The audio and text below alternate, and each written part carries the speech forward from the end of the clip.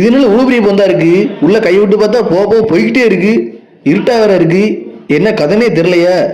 Hi friends, நாள் 105. இன்னைக்கு நான் பதிவு என்னன்னு பார்த்தீங்கன்னா, நம்ம முயலோட அப்டேட் தான்.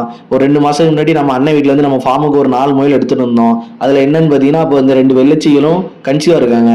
அதனால புது உறவுகள் வரப்போறாங்க. சந்தோஷமான விஷயம் தான். என்ன பிரச்சனைனா, இது கன்சீவா இருக்கா இல்லைன்னா குட்டி விட்டுருக்கா என்னன்னு எங்களுக்கு தெரியல. நம்ம ஃபர்ஸ்ட் டைம் முயல் வளர்க்குறோம் அப்படிங்கிறனால குட்டி விட்டுருக்கா இல்லை குட்டி விடலையா, எங்கே விட்டுருக்கு, எப்படி விட்டுருக்குன்னே தெரியல. இந்த வீடியோ பார்க்குற யாராவது முயல் எத்தனை நாளில் குட்டி விடும் அப்படின்னு தெரிஞ்சா கீழே கமெண்ட்ல சொல்லிட்டு போங்க. நம்ம சப்ஸ்கிரைபர் மூலமாக நம்மளும் தெரிஞ்சுப்போம். இதுவே வயரை பார்க்கும்போது தெரிஞ்சது கன்சீவாக இருக்குது அப்படின்னு சொல்லிட்டு.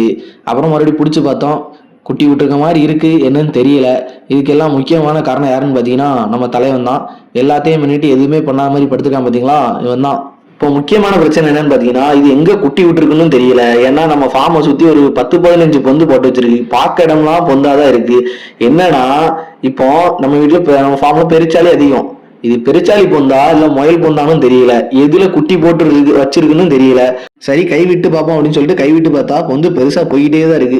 சரி லைட் அடிச்சு பார்ப்போம் அப்படின்னு பார்த்தாலும் லைட்லயும் ஒன்றும் தெரியல, இருட்டாவும் இருக்கு. நம்ம நினைக்கிறது கடைசி அந்த பொந்துல தான் குட்டி விட்டுருப்பான்னு நினைக்கிறோம். ஏன்னு பார்த்தீங்கன்னா அதோடைய கழிவுகள் கொஞ்சம் கிடந்தது, அதனால இதுதான் குட்டி விட்டுருப்பான்னு நினைக்கிறேன். பொதுவாகவே முயல்கள் குட்டி விட்டா தானா வளர்த்து கூட்டு வந்துடும் அப்படின்னு சொல்லுவாங்க.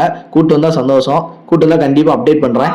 நம்ம வீடியோ நிறைய பேர் பார்க்குறீங்க, ஆனால் ஃபாலோ பண்ண மாட்டீங்க. கொஞ்சம் ஃபாலோ பண்ணி நம்மளை சப்போர்ட் பண்ணிங்கன்னா நம்மளுக்கு கொஞ்சம் ஊக்குவிப்பாக இருக்கும். மற்றொரு நல்ல பதிவில் சந்திக்கலாம். Bye friends.